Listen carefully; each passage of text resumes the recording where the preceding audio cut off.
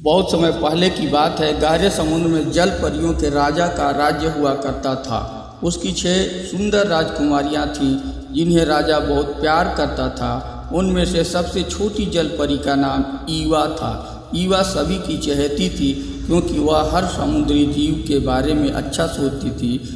जब भी ज़रूरत पड़ती थी तो वह खुशी खुशी उनकी मदद कर देती थी। लेकिन यह बात बाकी जल परियों को अच्छी नहीं लगती थी।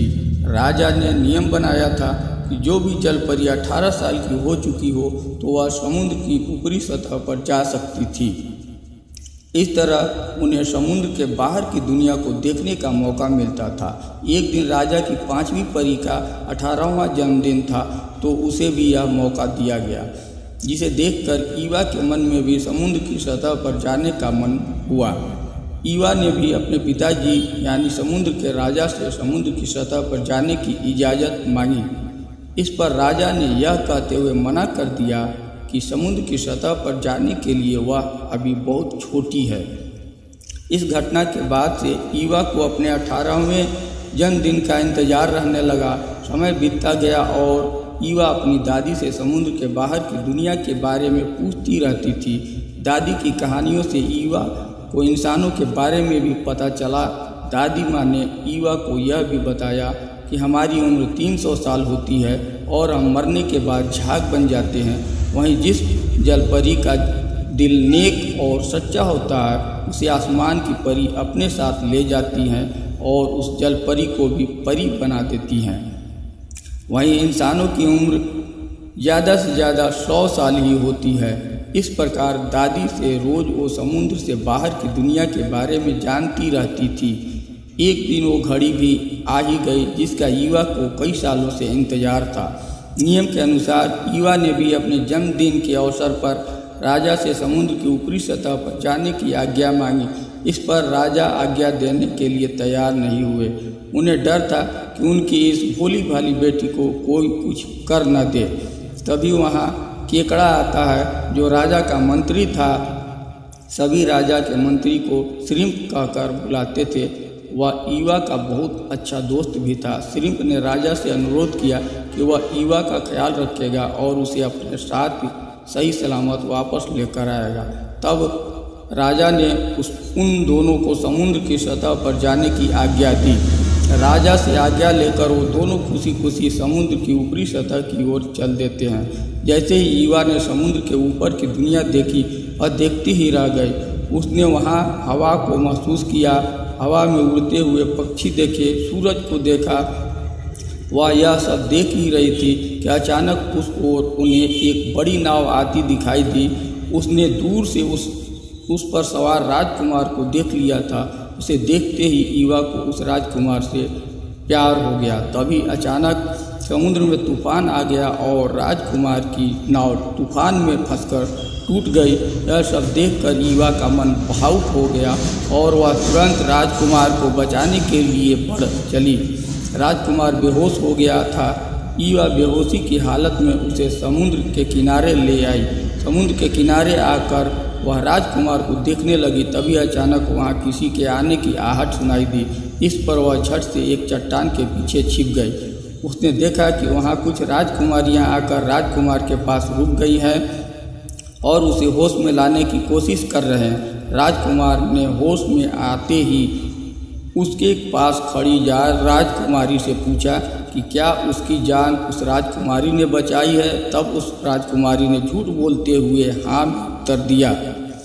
यह सब ईवा देख रही थी। उसे यह अच्छा नहीं लगा कि राजकुमार की जान बचाने का झूठा श्रेय वह राजकुमारी ले रही है। फिर भी ईवा खुश थी कि राजकुमार की जान बच गई थी। उसके बाद ईवा वहाँ से निकलकर वापस समुद्र की गहराइयों में अपने महल आ गई। वापस महल आने के बाद उसका मन कहीं भी नहीं लग रहा था।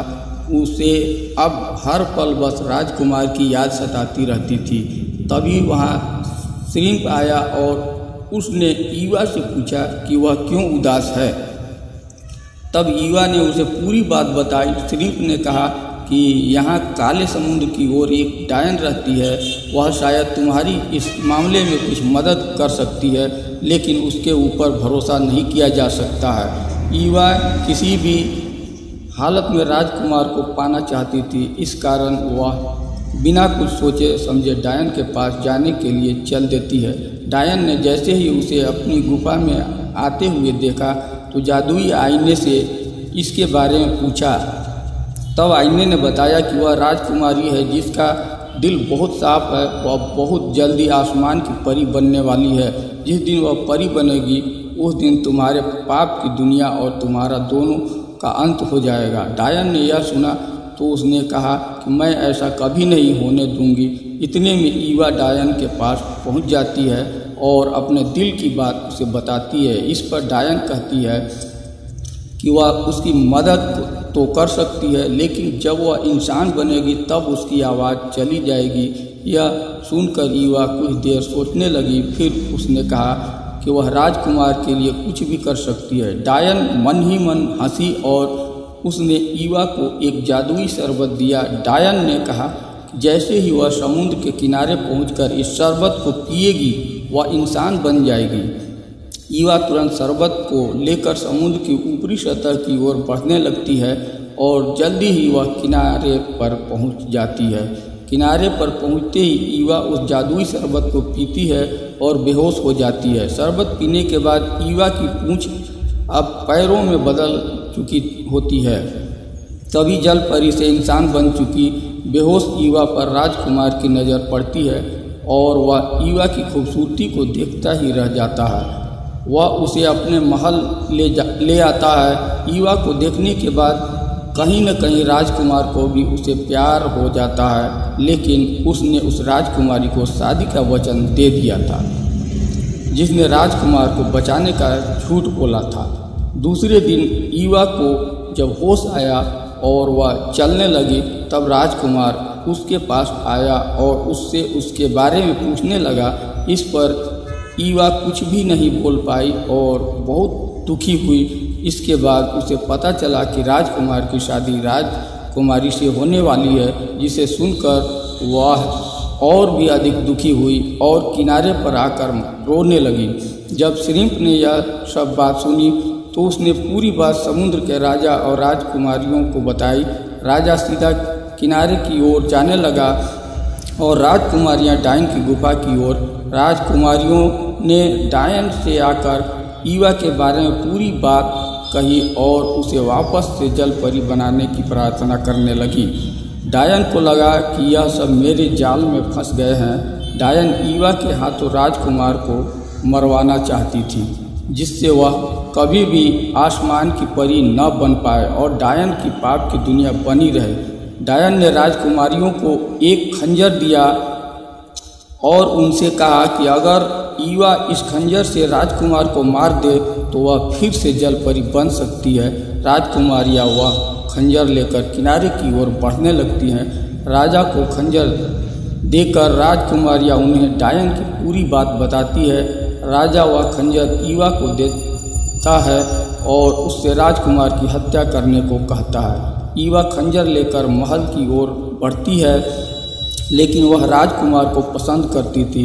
इस कारण वह रास्ते से वापस आ गई। उसने वह खंजर राजा को वापस दे दिया। ईवा ने अपने पिता से कहा कि उसके जीने का अब कोई भी मकसद नहीं है। वह अब मरकर समुद्री झाग बनना चाहती है। यह कहकर जैसे ही उसने समुद्र में छलांग लगाई तभी वहां आसमान में रहने वाली एक परी आ गई और उसने ईवा को बचा लिया।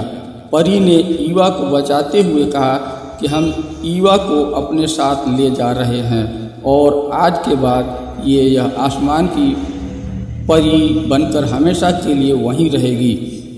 ईवा के परिवार वालों ने जैसे ही यह बात सुनी सभी बहुत खुश हुए।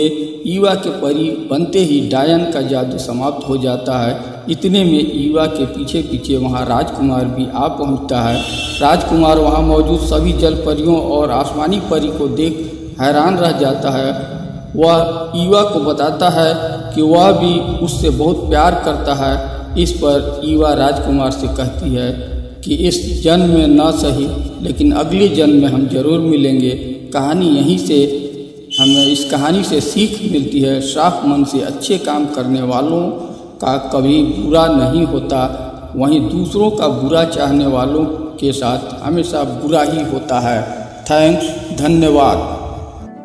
उम्मीद करता हूँ वीडियो पसंद आया होगा, अच्छा लगा होगा।